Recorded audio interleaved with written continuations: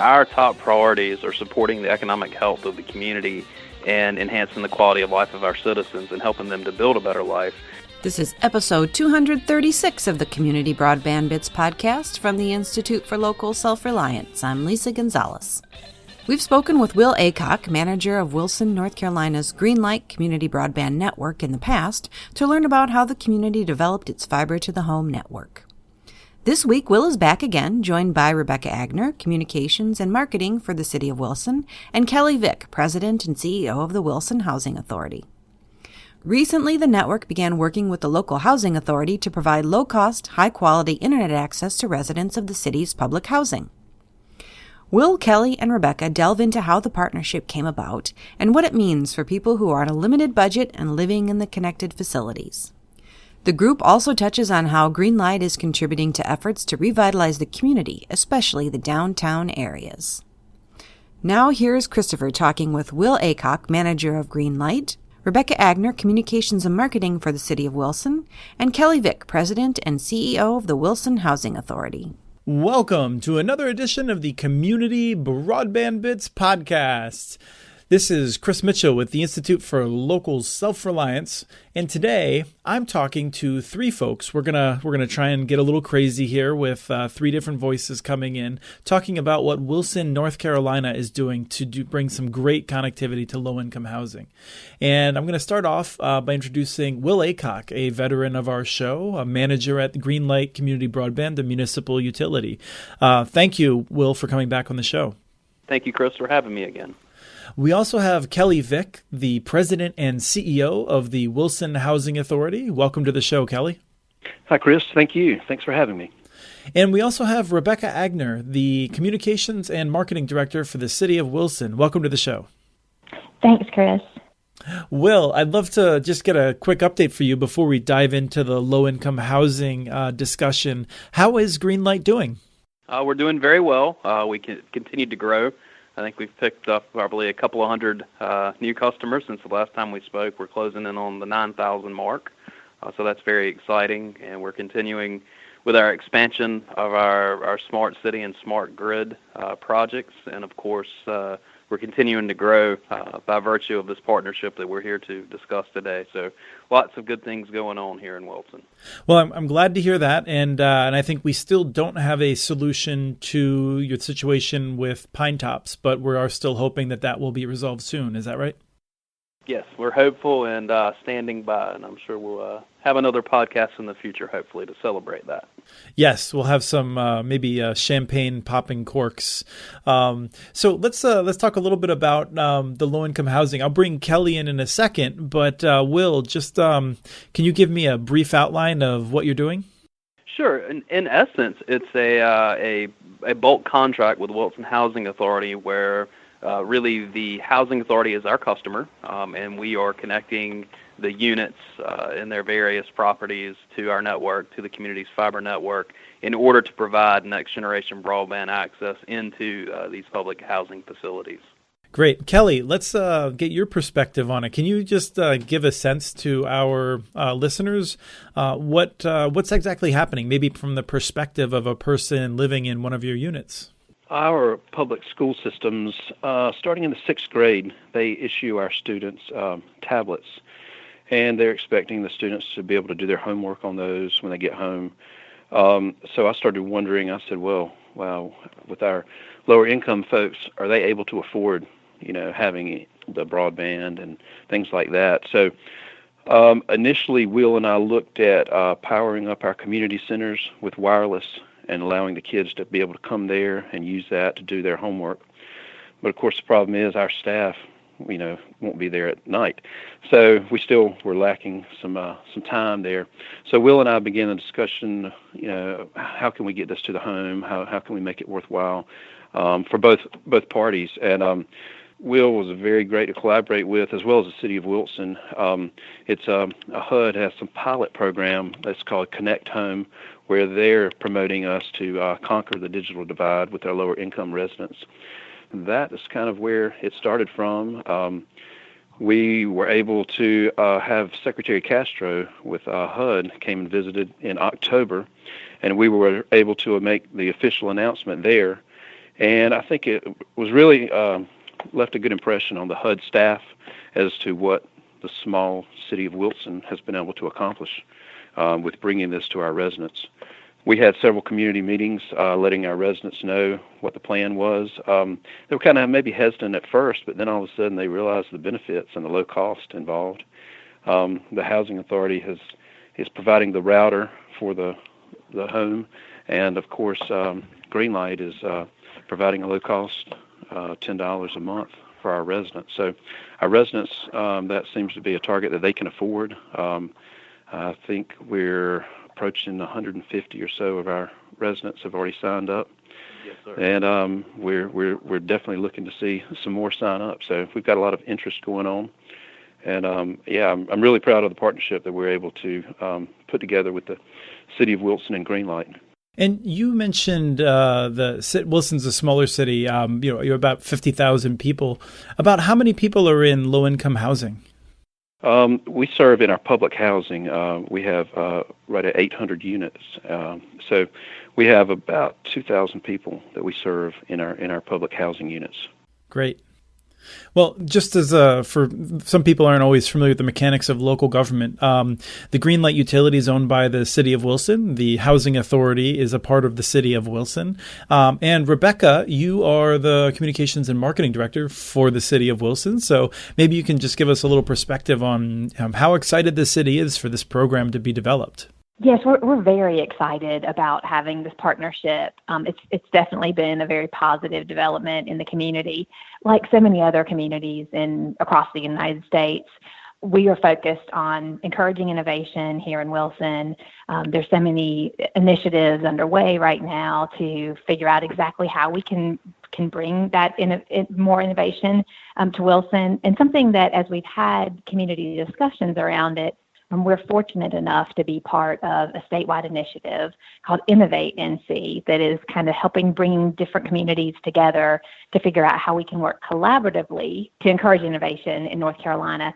And something that has emerged as very important to us is the concept of inclusive innovation.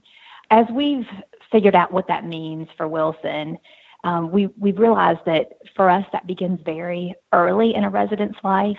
So not only do we want to be inclusive in our business climate, but we also want to be inclusive to make sure that everyone has the same opportunities, has equal opportunity as they grow up. And so to have this partnership and to think that now children have access to the best technology to help them succeed academically, that's incredibly important to us as we build out this kind of innovation narrative throughout the city. That's really wonderful. And it sounds like it's certainly the right direction. I have not heard of a program that is this generous around the nation for all the $10 a month programs. Will, specifically, what is the connectivity that you are delivering for $10 a month for folks that are living in these housing units? Obviously fiber connection, and the service is a 50 by 50 broadband internet connection via the community's fiber network. Now, maybe you can just explain the economics a little bit. I think some people might be thinking, well, you must be taking a loss on that then. How did the economics of that work out? Well, first and foremost, the network was in existence. As Kelly said, we had already built into each and every one of the various developments in order to service the community centers. So we had fiber, essentially by every unit there in these developments. In addition, we had previously had service in many of the individual units, but over time, for various reasons, and I think part of it being economic, we found that a lot of customers were unable to sustain the service. So in effect, what we've been able to do is to recoup that existing investment and to drive, new additional revenue. So it's actually a net contribution back to the operation of our network because we're getting active customers back onto those existing fiber connections, and of course selling some new ones as well. And the important thing is that because we're able to work directly with the housing authority and they are our customer, it sort of provides benefit on both sides, both to the customer and to us in terms of assurance and avoiding some of the things that could stand in the way of digital inclusion, like potentially credit and deposits and things of that nature. So this is really a win-win all the way around for all parties involved. And Kelly, I'd like to ask you to tell us a little bit more about that, how it got started. You mentioned the tablets and whatnot. Did you just pick up the phone and call Will and say, hey, we need to work something out here? Or how did that go about? I shared an email or two with him on the HUD pilot program, and so that kind of started a discussion of how we could do that here. And then, actually, I have a daughter that's in 6th grade, and when she came home the first day and she had a tablet, I started thinking, I was like, well, we have internet access, we're able to do that, but how can my residents do this? I know we have people that don't have a job, really, down and out, and I just hate for their kids to suffer. And, of course, this is not just for the kids. We have plenty of residents that are pursuing their GED, so they're able to connect with our community college and attend classes online.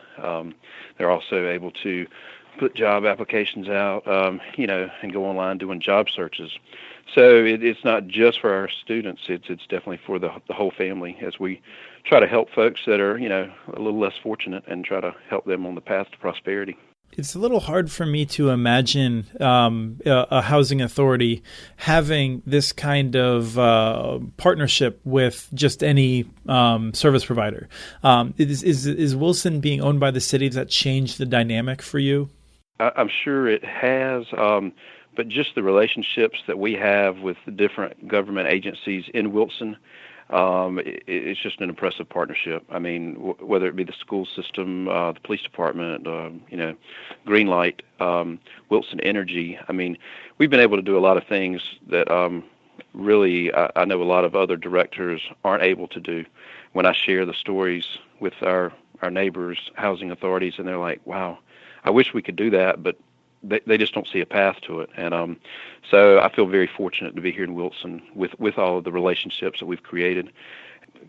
I think that's just the biggest thing that we could have for our residents is just the great intergovernmental relationships. And Chris, I'd like to add to that just a bit. I think one unique difference for a community-owned network is, our top priorities are supporting the economic health of the community and enhancing the quality of life of our citizens and helping them to build a better life. And so when locally, because we have these close relationships, we receive these calls and communications like the ones that I got from Kelly, we were absolutely able to figure out how to make the economics work in a beneficial way for the community's network. But we understand that our first priority is actually in, helping these citizens to, as Kelly said, move up the ladder. So, our motivations are different in terms of what we view as the full bottom line for success. Well, and I'm curious, Rebecca, if you can give us a sense of reaction, both within Wilson and from perhaps others outside of Wilson that are paying attention. How are people reacting to this program?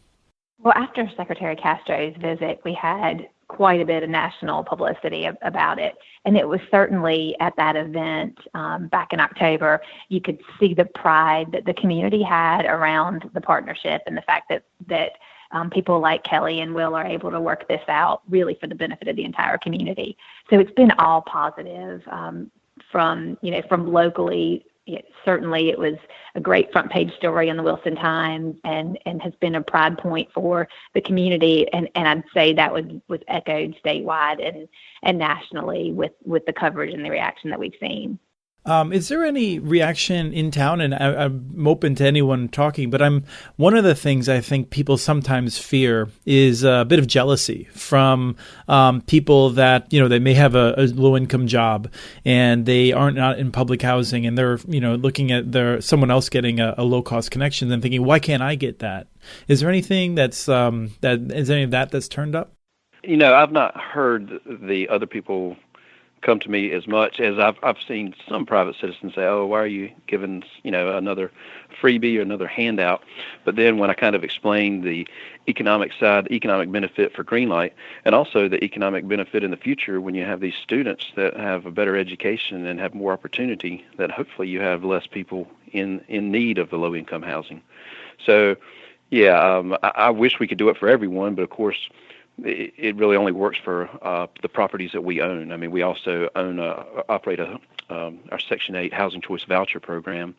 It'd be nice to be able to expand it to that, but the economics of it really don't work with having the multiple landlords and not being able to bill. So all we can do is really focus on the public housing units and doing everything we can with that. And then hopefully the other folks that are in, that already have jobs and things like that might be lower income, but hopefully they're going to find a way to benefit as well. I mean, I know we have several community locations, such as a library, and I'm sure Will can let you know some of the other locations that there's already free internet access and things. And I know our downtown has it. I see a number of visitors that when they get off the train, they're walking downtown and they've got their smartphone out and they're logged in to our downtown free Wi-Fi. So I think Greenlight's really providing a lot of additional locations for folks that might not be in public housing to experience the Greenlight connection. And I will just say that, we have received as Greenlight no concerns from anyone locally. I think people understand the concept, and I appreciate the good work that Kelly does in communicating about what's going on and the value of it, because I certainly think that helps with the public understanding the value of the service, but we have not seen any of that. It may help that you're already delivering such a high quality product for a reasonable cost, something that I don't have in my area where we're served by a major cable company as our only real source of broadband. So I'm sure that helps.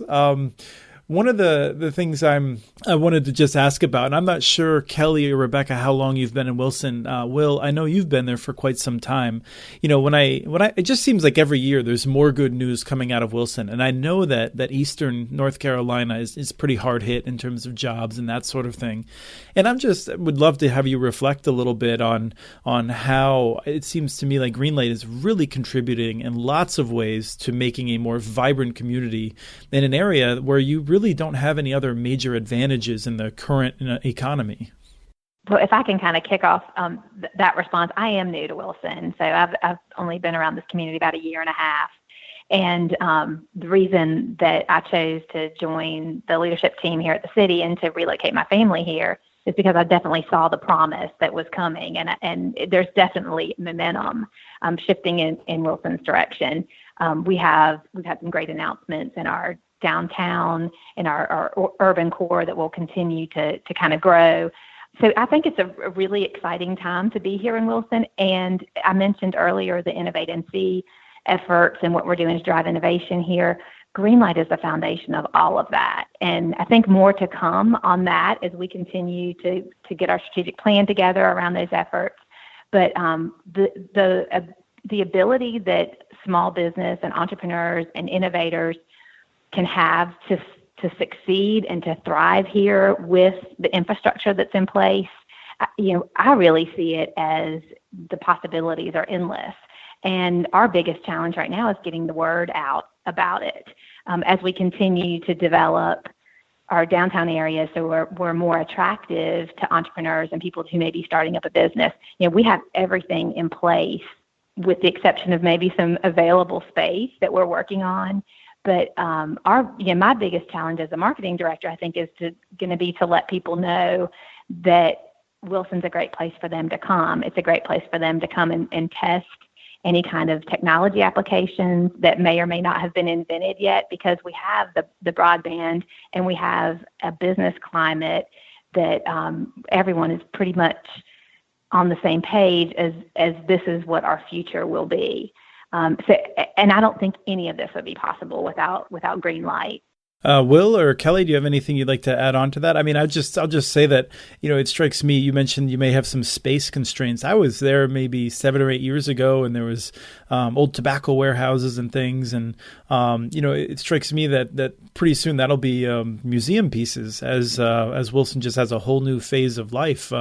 You may not have asked for it, but you certainly are making I think everything you can out of the situation you've been in. Chris, I invite you back if you haven't been here for a while. The high dollar warehouse, which may be the tobacco warehouse that you're referencing, we actually have just partnered with a private developer, and that property is being redeveloped into both commercial and residential space. So once that's ready, we'll have 90 units that are available. Of course, they all have Greenlight access, and I think that will be coming with the leased units. But there'll be so much more opportunity for people to both live and work in downtown Wilson. I'm a lifelong resident of Wilson, so I've really seen a big change. I started the Housing Authority in 2012, but before that I was in private real estate and construction and property management for 20 years. So I've seen a lot of growth in Wilson, a lot of changes. And, for a while it seemed like everybody was pushing on the outskirts of Wilson, looking for larger lots, things like that, larger homes. But we've actually, the last few years, we've seen a resurgence of folks wanting to be downtown. Luckily, we have the High Dollar Warehouse, and we had another project that just brought some other market rate apartments downtown, and they leased up very quickly. So we're starting to get more of a residential base downtown, which is definitely going to help bring more restaurant. We have a brewery that's just opened up in downtown Wilson right by our Whirligig Park. We're looking to have more concerts and amphitheater. So there's really been a big focus on downtown. There was a lot of planning involved with that, and it's great to see it come to fruition. Chris, I would just add that Greenlight is just the latest chapter in what is a really long history of local self-reliance here in this community. Investing in public infrastructure, taking the future in our own hands, as I think this partnership between Kelly and the Housing Authority and us and Greenlight, the city, it represents that sort of pulling ourselves up by our bootstraps and figuring out things on our own. That's the history of this community and the ethic of this community, and has been since, well before my time. And I think there's more to come. Greenlight is the latest chapter in the current chapter, but not the last chapter. No, that's a really good point. I think you and I in a past podcast talked about the reservoir and the history of infrastructure decisions. And I always still go back to when Greenlight was established. And I just, not Greenlight, but the Wilson City Utilities. And I didn't know that there were utilities back then. I mean, that's prior to the light bulb even working, I think. It was definitely one of the most early municipal utilities I'm aware of forming. So there's definitely a wonderful history there. And Rebecca, I look forward to taking you up on the offer to come through. Well, thank you so much for telling us more about this program. I hope it starts an arms race of sorts between other cities that would like to figure out ways of one-upping you. 50 megabits per second symmetrical connections, $10 a month for low-income housing, making sure kids have no problems doing their homeworks at home. This is unprecedented to my knowledge at that price point. And so congratulations on setting such a high bar. And thank you all for telling us about it. Thank you for having me. Yeah, thank you, Chris. Thanks, Chris, and come see us. Absolutely. That was Christopher talking with Will Aycock, manager of Wilson, North Carolina's Greenlight Community Broadband Network, Rebecca Agner, communications and marketing for the City of Wilson, and Kelly Vick, president and CEO of the Wilson Housing Authority. Check out our other stories on Wilson and Greenlight at muninetworks.org. We have transcripts for this and other Community Broadband Bits podcasts available at muninetworks.org/broadbandbits. Email us at podcast@muninetworks.org with your ideas for the show. Follow Chris on Twitter. His handle is @CommunityNets. Follow muninetworks.org stories on Twitter. The handle is @muninetworks. Subscribe to this podcast and all of the podcasts in the ILSR family on iTunes, Stitcher, or wherever else you get your podcasts. Never miss out on our original research. You can subscribe to our monthly newsletter at ilsr.org. Thanks to Admiral Bob for the song Turbo Tornado, licensed through Creative Commons. And thanks for listening to episode 236 of the Community Broadband Bits podcast.